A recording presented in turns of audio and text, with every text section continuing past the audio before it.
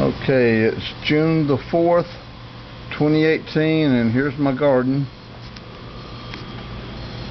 It's about almost 6 o'clock in the afternoon, so the sun's just starting to go down here in Florida. Here's some peas and beans, and I've been picking both the peas and beans for a while. Here's some newer planted peas, which I've already started picking these too, but these are ready to be picked right now. Okra, got a few okra here, and over here just got some pineapple plants going. Here's a pineapple. I've already started picking pineapples, by the way. Over here, some pineapple plants. Every one of these will eventually bear at least one pineapple. Over here, some empty planters. I just pulled some tomatoes out of them, and I'll be putting I'll be replanting them with pineapples. Here's a Thai pepper plant, just sprung up on its own here. There's the mama plant over here. This thing's probably about 4 years old by now. It's like a little hedge. In Thailand, they let them get like a big old hedge, so they'll get almost like a tree if you let them go. But I got a lot of brightly colored peppers, and we don't eat them. It's just for decoration. They're too darn hot to eat. Over here, got some sweet potatoes going in these pots. Never done it before. Got about 5 pots here, and of course the sweet potatoes are growing in the dirt in the pots, but they seem to be doing okay. At least what we're looking at here is healthy. The leaves above ground. Over here, potatoes. These things were standing straight up, healthy looking plants. It's my understanding that when they're getting ready to be harvested, that they kind of go to crap like they are right now. Look like they're dying, and people freak out. Is it disease or what, or insects? But it's just it's what the plant does when it's getting ready to be cultivated. So the potatoes, of course, are in the tubs. Some different potatoes here too. Butterfly garden. Got a few butterflies floating around right now, but the butterflies come over here and lay their eggs, and they eat the milkweed, and then they pupate and come out as a butterfly. So it's going to fill in more as time goes on. This is something I started about 2 months ago.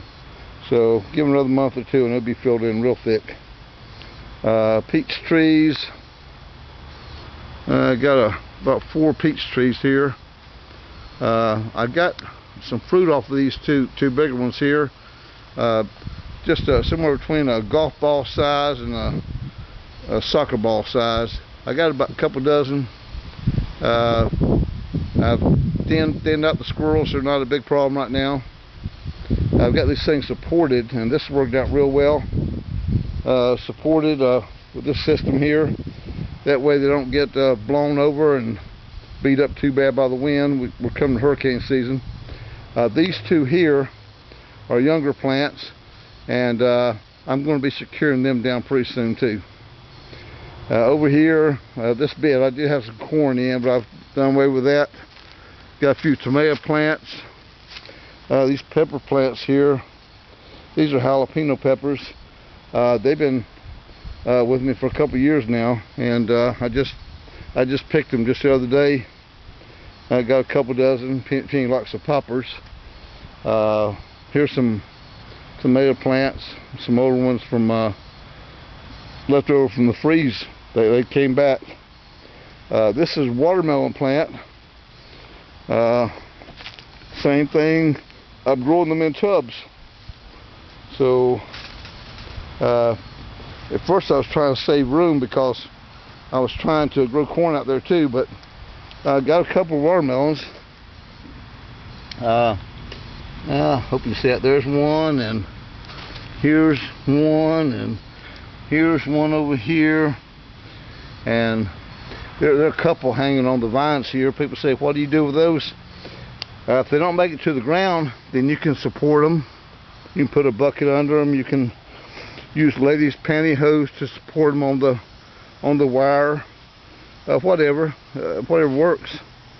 So just thinking outside the box here, trying to figure out how to garden with a smaller footprint, because I've only got such a small yard that you can't do too much.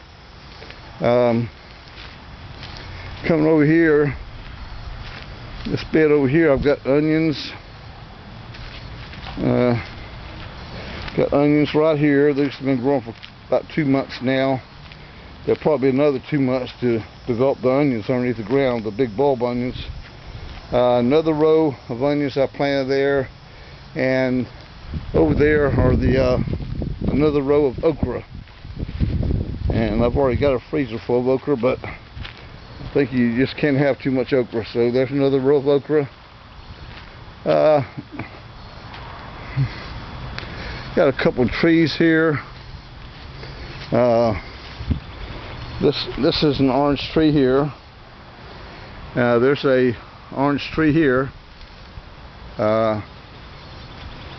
and a couple of avocado trees. This is a papaya tree here, and it's getting ready, I think, to make some fruit. Coming around here, I got a couple more papaya trees here, some banana trees, lemon trees. These are Meyer lemons. They're just delicious. So I got quite a few. I think I got about maybe 8 trees between the front and backyard of the Meyer lemons. Over here, a couple more pineapple plants. These things will be turning golden pretty soon. It'll be time to harvest them.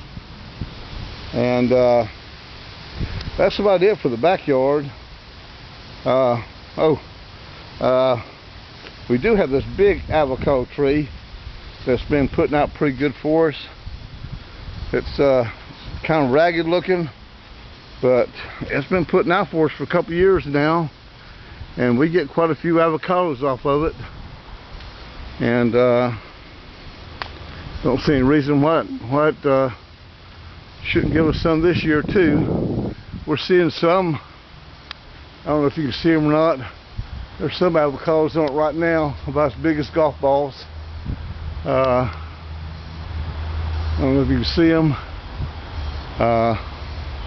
Here's one that's dropped to the ground. Just again, there's some that's going to just, and another one.